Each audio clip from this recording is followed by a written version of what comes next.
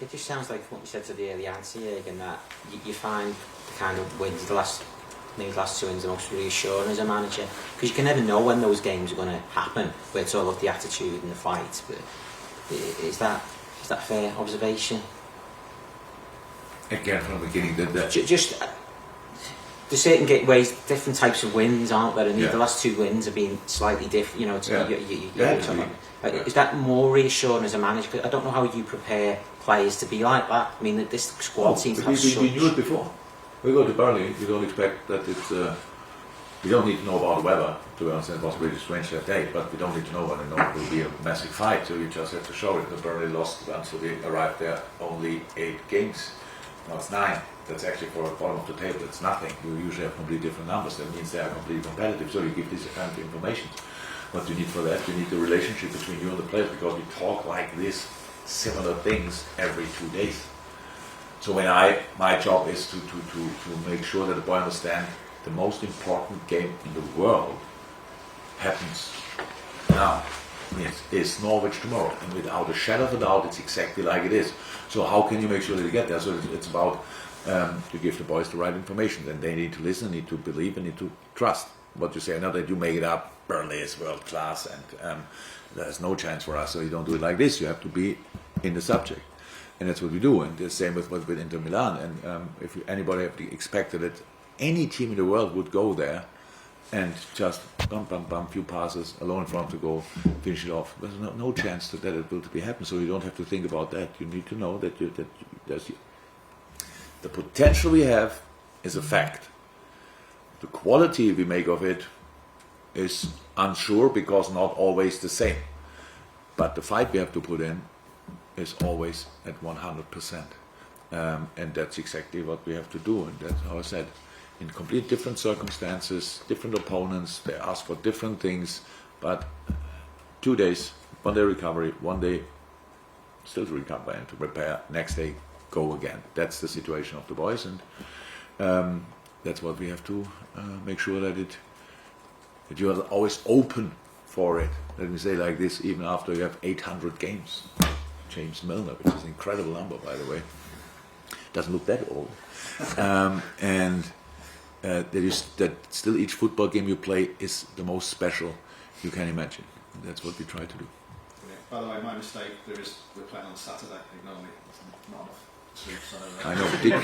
What did you say? I said there would be a Sunday. I'm waiting for the Sunday guys. No, there's no Sunday guys. Did you like the game, Bob? Dominic, then Dave to finish. Dom. Forgive me if it's a bit of repetition, but I would not be surprised. Well, there we go. You've literally haven't you? No, I was going to say about the substitutions that you made on Wednesday night. Was the way they played an example for what's going to be needed for the final, for the run-in for everybody within the squad? It was the perfect example of whether it's 1 minute, whether it's 30 minutes, everybody has to make a difference. Yeah, definitely.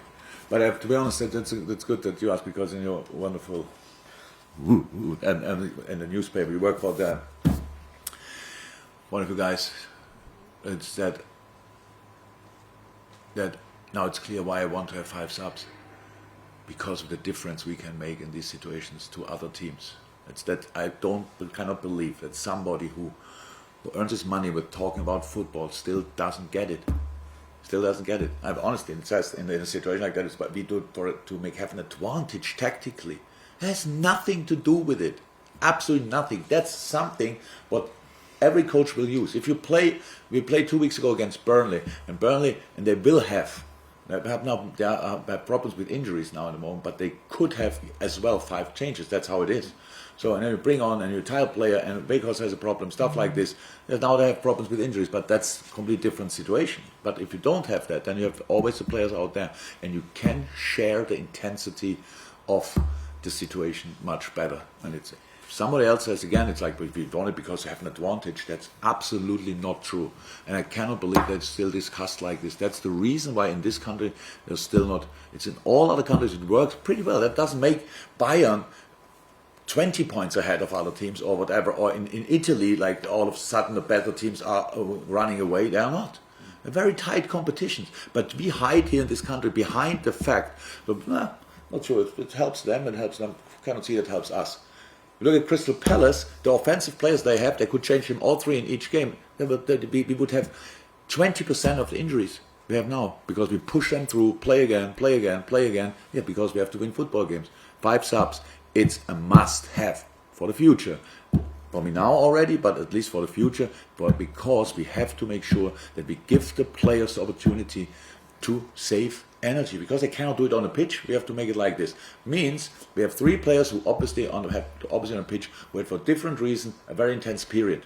Like Fab played for Brazil, came back, played immediately, and you have 3 players out there and you can bring them and fresh legs. Save 1 from an injury, and the other 3 can show didn't play for 60 minutes before. That's the reason for it, and nothing else.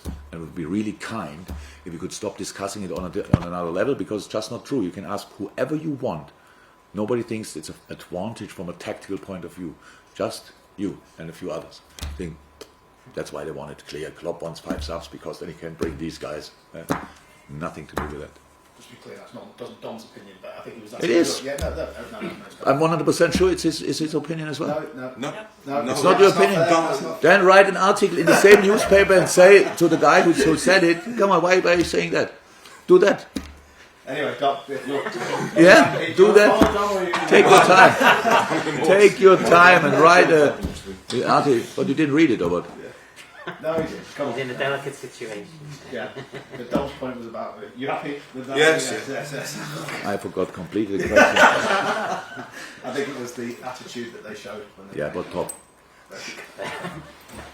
Sorry, Dom. Dave. No, Yes. not sorry. Dave from the Jurgen, just going back to what you said a little earlier about the best squad you've ever had, and also one of the better teams in Liverpool history. I just want to know, not like obviously that's a fair assessment is clear, but I just wondered what it is about them, because you were talking yourself there about the intensity in midweek, and against Inter they match your intensity, but in the end you were able, when they tired, to sort of to be aggressive and actually understand the situation and go for the kill. And I wonder whether it's sort of part of this team, because they seem such an intelligent team, able to take on your tactical approach and understand it and apply it. And so I'm just wondering, is that one of the reasons why you rank them as you do? It would be a shame after 7 years if they wouldn't get what I tell them. That would be, or a miracle how to survive as a manager if they wouldn't do that. So we grew together, obviously, as a group and as a team. And I rank them that high. I had outstanding squads in my life, so thank God. The Dortmund squad 10, 11, 12 was insane. The only problem was we only had it for 2 years. And then the football world thought the Dortmund journey was long enough, so now let's pick a few. That doesn't happen here. So we can keep, that means we can build on the things we did together. And that makes a difference. But unfortunately, that doesn't mean, because we talk now again about sports, the Olympic Games are happening in the moment, so thank God at Olympia at least you talk about 1, 2 and 3 like, oh, that's a really great achievement. In football it's only one great achievement, you win it or not. So nobody gives you, you get a medal for second place in a final, but it's not exactly the same like a silver medal at the Olympic Games. And in the league it's the same. So we fight obviously with the best team for a long time with City, and a lot of really, really good teams who are close to that for success. We need that. We need the quality we have. If we wouldn't have the quality, we couldn't be near here. But we came through in the last few years with the same squad pretty much, not exactly, but a similar squad. Just 7, 8, 9, 10 were injured, and we had to get through it somehow. We were sitting here, we didn't speak once about the squad. We only spoke about them because the players were not available, so we speak just about the players available. Now we have more available, but the rules didn't change. We only can line up 11. That's what we do. And because of the character the boys show, you are right, I rate them really high.